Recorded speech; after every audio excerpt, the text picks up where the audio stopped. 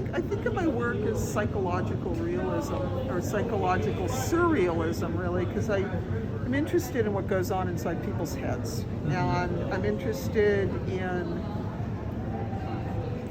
kind of what makes us tick as individuals. So, for instance, if you look at the axes, those are very much about hidden feelings, hidden aggressions. Oh yeah.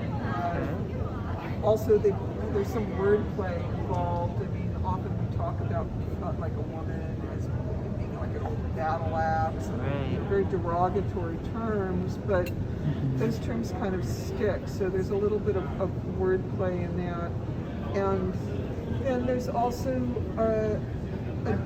for instance, with these saw blades over here, these pieces are about women that cut through all the barriers that they had to face in their historical times. Oh, cool. And these women were such strong characters that they were able to do that. All of my portraits are imagined portraits. I never copy anything. They're just made up. And I find that these characters just sort of tell me who they are. Oh, wow. And they just sort of arrive, and then I kind of figure it out from there. Oh, wow. A lot of fun to make them.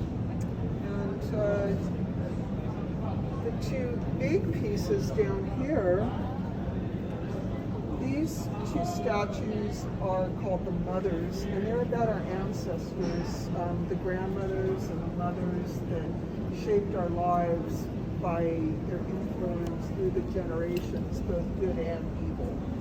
And so there's a white one on the left that represents the more benign and kind mothers. The one on the right were the mothers that were more messed up and brought their baggage to our lives. So that's what those pieces are about.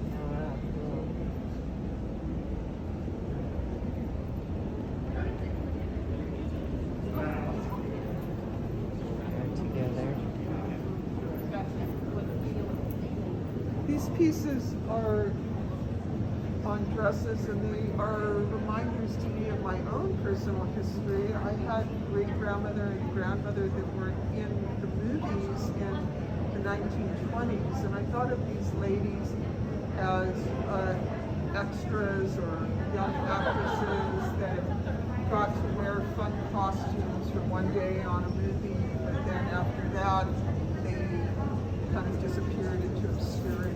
So that's what these pieces are about.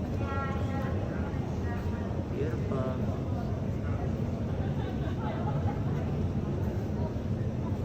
Where do you find your materials, like the dresses? I find them at thrift stores, vintage clothing stores, swap meets, eBay, all sorts of places. A lot of stuff's been dedicated by other artists to me and donated.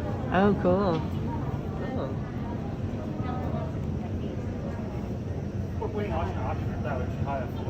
These pieces are on coal shovels, and I love the juxtaposition of the beautifully painted face on the very humble tool, and the ruffled collars being part of the face of the Elizabethan. Yeah, it's cool. The scalloping on the little shovel. It's decorative. Yep. Very cool. Ooh. What do we have here? This is the Key Lady, and she was just an inspired piece. She just arrived. I don't even know where to say that piece came from. I love her so much. Oh wow, yeah. Oh, and it's sold. Some lucky person taking that home. Now these are very interesting. If you step back a little, you'll see that they actually change expression. Okay.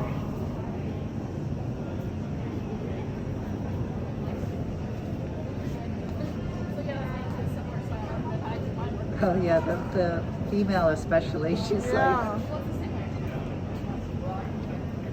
like, whoa, I like you, I don't like you, I like you, I don't like you. Exactly. Cool.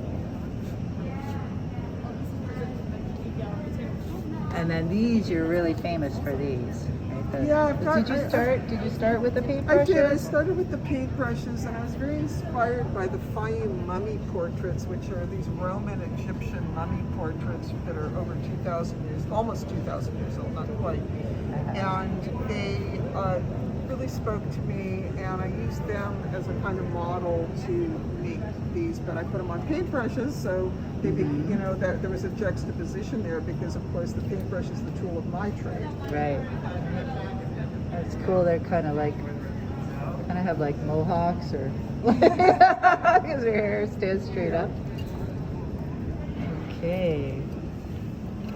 And now we have these guys. Yeah, these little surreal pieces are fun.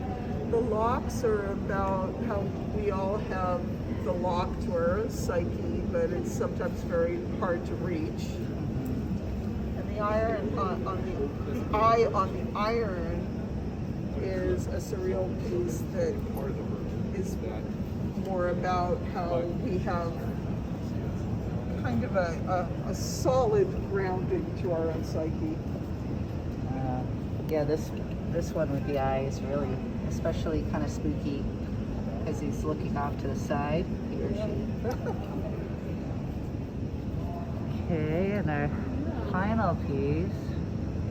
That's what a early piece I made when I started doing this, the Screaming Cleaver. This is a print of a smaller piece. It was a real cleaver. Oh, okay. And this is a large format print.